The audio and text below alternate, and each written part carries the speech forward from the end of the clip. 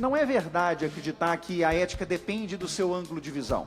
Há o certo e há o errado no que diz respeito à ordem pública. E eu costumo repetir nos últimos meses, quando alguém me pergunta, mas há uma zona cinzenta, não? Se você tiver coragem de contar para o seu filho o que você fez, eu estou com o meu padrão ético atendido. Se você não tem coragem de contar aos seus filhos o que você fez, é porque você não deveria ter praticado aquele ato. Ele é eticamente reprovável.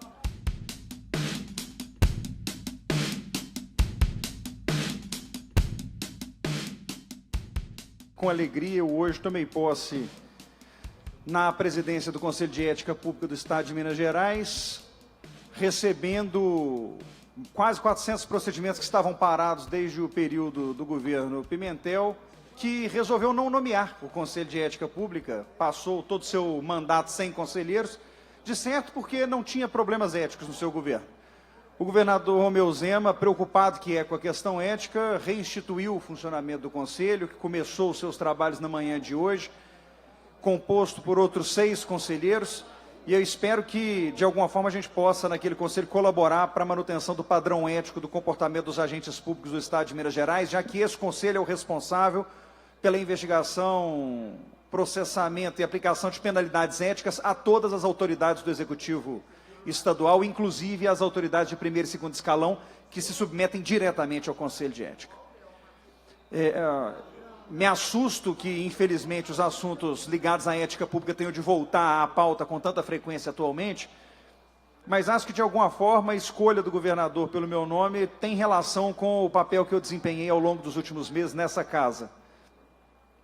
E, de alguma forma, isso se liga à fala do vereador Henrique Braga, que logo antes de mim chamava atenção para o fato de que agir bem parece ser agir do lado errado do que as pessoas esperam em alguns momentos na política.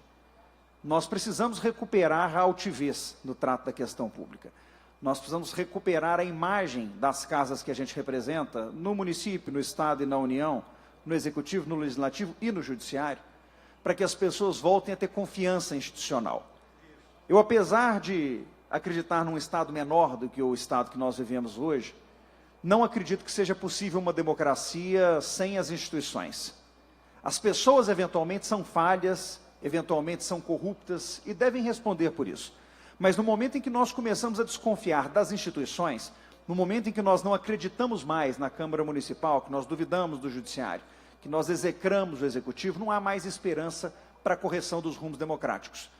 É nesse momento que o populismo barato e as ditaduras sanguinárias tomam força e acabam destruindo países inteiros.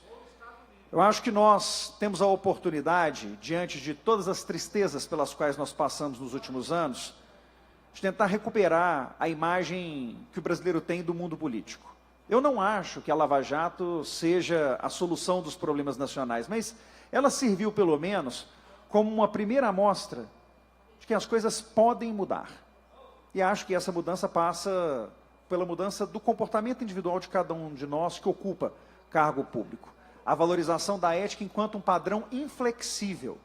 Porque não é verdade acreditar que a ética depende do seu ângulo de visão.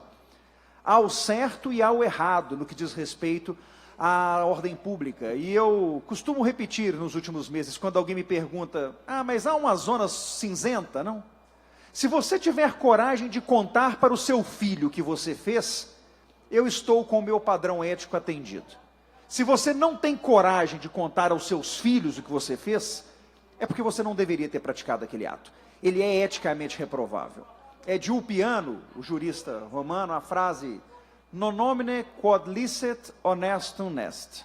Nem tudo o que é lícito é honesto. Eu acho que nós já superamos a ideia de que se não está proibido na lei, se não teve trânsito em julgado, então não há culpa. Há culpa.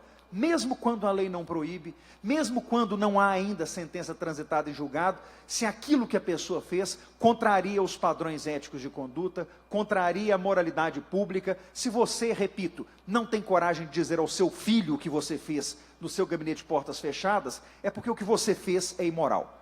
Se nós nos lembrarmos disso, talvez a gente consiga recuperar o padrão de comportamento ético há tanto tempo perdido no Estado brasileiro. Eu lamento muito ter de ouvir por 2 dias consecutivos presidente Henrique Braga usar o microfone para lembrar o que todos nós sabemos, que ele é um homem correto e que tem uma vida pública longa, que merecia pelo menos respeito dos que estão em volta dele.